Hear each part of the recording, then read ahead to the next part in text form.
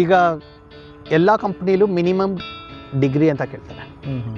ನಾನು ಸಜೆಸ್ಟ್ ಮಾಡೋದು ಪರ್ಸ್ನಲಿ, ನಿಮಗೆ ಡಿಗ್ರಿ ಆದಮೇಲೆ ನಿಮಗೆ ಆಪರ್ಚುನಿಟಿ ಸಿಕ್ಕಿದ್ರೆ ಗೋ ಫಾರ್ ಇಟ್. ಆ ಕೆಲಸಕ್ಕೆ ಅಂತ ಜಾಯ್ನ್ ಆಗಿ. ಆಪರ್ಚುನಿಟಿ ಅಂದರೆ ಚೆನ್ನಾಗಿರೋ ಕೆಲಸ ಸಿಗಬೇಕು. ಚೆನ್ನಾಗಿರೋ ಕೆಲಸ ಅಂದರೆ ಅಪ್ ಟು ದ ಮಾರ್ಕ್. ಅಲ್ಲ, ನೀವೇನು ಎಕ್ಸ್ಪೆಕ್ಟ್ ಮಾಡ್ತಿದ್ದೀರಾ ಸ್ಯಾಲ್ರಿ, ನೀವೇನು ಎಕ್ಸ್ಪೆಕ್ಟ್ ಮಾಡ್ತಾ ಇದ್ದೀರಾ ಆ ಥರ ಕಂಪನಿ. ಸೊ ಅಲ್ಲಿ ಸಿಕ್ಕರೆ ಹೋಗಿ ಜಾಯ್ನ್ ಆಗಿ ಒಂದು 2 years ಎಕ್ಸ್ಪೀರಿಯೆನ್ಸ್ ಮಾಡಿ.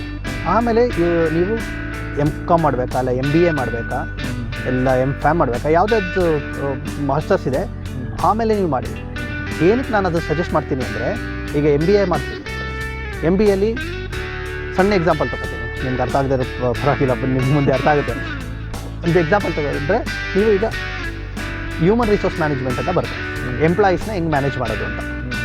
ಈಗ ನೀವು ಕೆಲಸ ಮಾಡ್ತಾರೆ ನನ್ನ ಜೊತೆ, ನೀವು ಚೆನ್ನಾಗಿ ಕೆಲಸ ಮಾಡ್ತಾ ಇದ್ದೀರಾ ಇಲ್ವಾ ಅಂತ ನನಗೆ ಹೆಂಗೆ ಗೊತ್ತಾಗುತ್ತೆ. ಈಗ 10 ಜನ ಇರ್ತಾರೆ, 10 ಜನದಲ್ಲಿ ಯಾರು ಚೆನ್ನಾಗಿ ಮಾಡ್ತಾ ಇದ್ದಾರೆ, ಯಾರಿಗೆ ನಾನು ಪ್ರಮೋಷನ್ ಕೊಡಬೇಕು, ಯಾರಿಗೆ ನಾನು ಜಾಸ್ತಿ ಸ್ಯಾಲ್ರಿ ಹೇಗೆ ಮಾಡಬೇಕು, ಅದಕ್ಕೆ ಸ್ಟ್ರಾಟಜೀಸ್ ಅಂತ ಇರುತ್ತೆ. ಅದನ್ನು ಒಂದು ಪ್ರಾಸೆಸ್ ಇರುತ್ತೆ. ಈಗ ನೀವು ದೋಸೆ ಮಾಡಬೇಕು ಅನ್ನೋ ಒಂದು ಪ್ರಾಸೆಸ್ ಇರುತ್ತೆ. ಅಕ್ಕಿ ಉನಿ ಹಾಕಬೇಕು, ರುಬ್ಬಬೇಕು, ದೋಸೆ ಮಾಡಬೇಕು ಅಂತ. ಅದೇ ಥರ ನಿಮಗೆ ಒಬ್ಬರು ಪ್ರಮೋಟ್ ಮಾಡಬೇಕು ಅಂದರೆ ಅವ್ನ ಪರ್ಫಾರ್ಮೆನ್ಸ್ನ ಮಾನಿಟರ್ ಮಾಡಬೇಕು, ಎಲ್ಲ ಟ್ರ್ಯಾಕ್ ಮಾಡಬೇಕು, ಅವ್ನಿಗೇನು ಹೆಲ್ಪ್ ಮಾಡಬೇಕು, ಅವ್ನಿಗೆ ಟ್ರೈನಿಂಗ್ ಕೊಡಬೇಕು. ಕೊನೆಯಲ್ಲಿ ಬಂದು ಅವ್ನು ಪರ್ಫಾರ್ಮ್ ಮಾಡಿದರೆ ಅವ್ನಿಗೆ ಅದೇ ಥರ ರಿವಾರ್ಡ್ ಕೊಡಬೇಕು. ಅದಕ್ಕೆ ಅಂತ ಒಂದು ಸ್ಟ್ರಾಟಜಿ ಇರುತ್ತೆ, ಪ್ರಾಸೆಸ್ ಇರುತ್ತೆ. ಆ ಪ್ರಾಸೆಸ್ ಎಲ್ಲ ಹೇಳ್ಕೊಡ್ತಾರೆ MBA. ಇದು ಒಂದು ಸಣ್ಣ